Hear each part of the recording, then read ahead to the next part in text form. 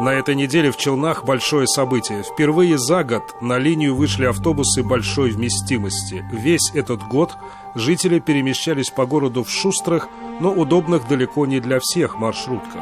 И вот долгожданная реформа. Если постоять на остановке минут 20, можно даже дождаться такого автобуса.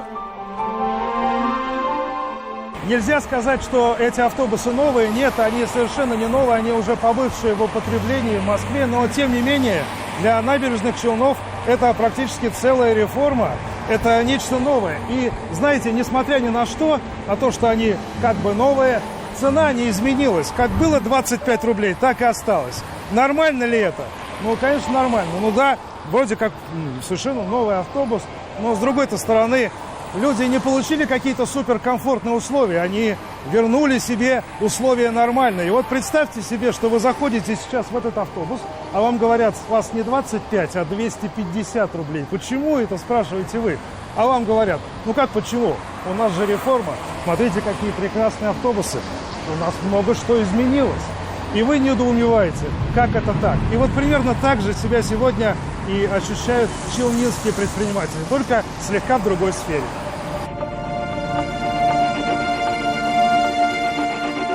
У жителя города есть относительный выбор. Можно ведь и не садиться в такой автобус и пойти пешком. Но если вы лицо юридической национальности, то выбора у вас нет. Теперь. Торговый центр в Челнах. Администрация центра утверждает, что в день тут накопится 8-9 кубометров мусора. Нормативы же говорят, что в 8 раз больше. Посчитаем. 29 тысяч площадь ТЦ. Норматив 0,82 кубометра с каждого квадратного метра в год. Итого в год 24 тысячи кубометров, то есть в день 66 кубометров мусора. Умножаем на тариф 456 рублей за куб. 11 миллионов 300 тысяч в год. Или 30 тысяч в день. И вы примерно себе представляете, что ваша плата вырастет? Ну, ровно в 10 раз. 10 раз. Они нам прислали договор, проект договора, в соответствии с которым мы в год должны оплачивать 11,5 миллионов рублей только за вывоз мусора. Сейчас миллион с чем-то, да? Да. Почти та же самая бухгалтерия и вот в этом еще более крупном торговом центре. Только здесь не 66 кубометров мусора в день, а все 74 якобы. Ни один торговый центр столько мусора, как определено в нормативах, я уверен, он не производит и не сможет производить. Это же воздух. Это, я считаю, это необоснованное обогащение самой компании, которая оказывает нам эти услуги. Зачастую дело заключается только в том, что уклоняются от заполнения заявки на подписание договора по обращению с отходами. И мы, зная, что есть вот такое юридическое лицо, начинаем уже сами инициировать эту процедуру. Мы вынуждены искать из открытых источников информацию. И, конечно, там появляются завышенные суммы. Конечно же, потому что нам нужны объективные данные. И это, наоборот, призыв к тому, чтобы предприниматели обратились к нашим представительствам в том или ином районе и уже дали правильные, верные сведения. У нас есть потребление электроэнергии, отопления, воды. На этих потреблениях стоит прибор учета, то есть счетчики, правильно? Я считаю, что кубы, контейнера и объем кубов – это тоже тот же счетчик в учете потребления. То есть норматив здесь невозможно применить. Это неправильно, мое мнение. Платить по счетчику или по факту, сколько произвели мусора, за столько и заплатили, отныне это хрустальная мечта предпринимателей. Региональный оператор не преклонен. Так не будет больше. Понятия по факту больше нет в обновленном законодательстве. Почему его больше нет, можно судить отчасти и вот по этим высказываниям. Такого понятия, как расчет по факту, его не существует. Это тоже миф. Не существует в законодательстве. И существует мнение ряда экспертов о том, что если вдруг появится возможность заключения и расчета с предпринимателями количества вывезенных отходов по факту или по заявке, то уже завтра часть нерадивых предпринимателей, к сожалению, такие тоже могут быть, начнут подбрасывать свои отходы на контейнерные площадки жителей многоквартирных домов. Либо вывозить в лес, во враг и так далее, за ближайший поворот. А это будет противоречить самой сути реформы. Можно во многом согласиться с этой позицией. Все люди разные, бывает и так. Однако это все-таки не лучший способ диалога с людьми. И челнинские предприниматели к таким вещам очень чувствительны. Теперь уже ясно, что вы меня не любите. Мне никогда не добиться от вас то, чего добился друг моего детства Коля Остенбакен.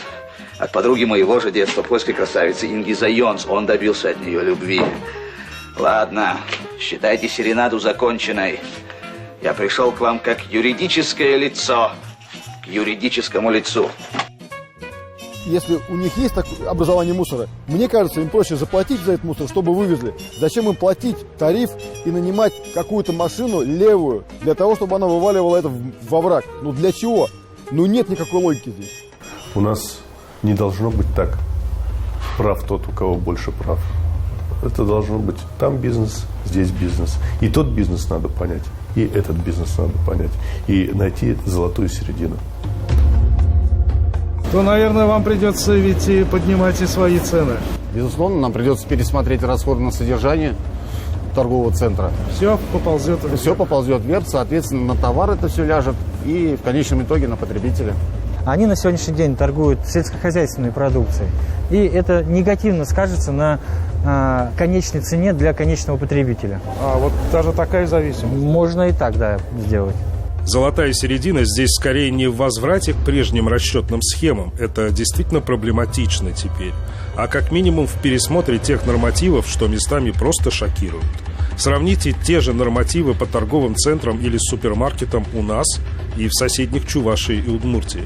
Там они ниже вдвое. В Тюменской области вообще какой-то гомеопатический норматив в 0,03 куба мусора в год с 1 квадратного метра площади. Даже не станем считать, во сколько раз это меньше нашего. Региональный оператор – это не тот субъект бизнеса, который, где возможны те или иные манипуляции или где есть место для маневров. Поэтому мы даже никакие скидки, акции не можем предоставить. Я не то юридическое лицо, которому может одному предпринимателю оказать услугу по одной цене, а другому предпринимателю по другой цене.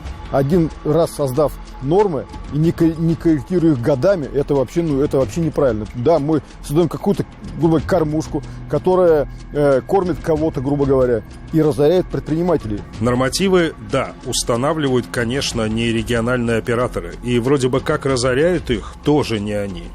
Классическая ситуация, в которой нет виноватых, при том, что тьма потерпевших. Но потерпеть – это не про здешний бизнес. Мой прогноз то, что, наверное, нормативы будут меньше, но они не будут кратно меньше. Они, может, на 10, на 20% станут меньше. Но это, по сути, не изменит всего того негатива к этой мусорной реформе. Да даже название само по себе мусорное. Мусор, ее хочется выкинуть, эту реформу, вместе с ее реформаторами. Интересная, удивительная у нас страна. Редко что приживается на наших широтах. Иногда не приживаются даже большие автобусы. Вот везде приживались, а вот в Челнах от чего-то год тому назад не прижились. Вот и реформа мусорная никак не приживется, никаких плодов дать пока не может. 3-й год отовсюду мы слышим стоны. И мы все еще на берегу. И никак не договоримся. И никуда не плывем. Михаил Любимов и Андрей Ключников. 7 дней.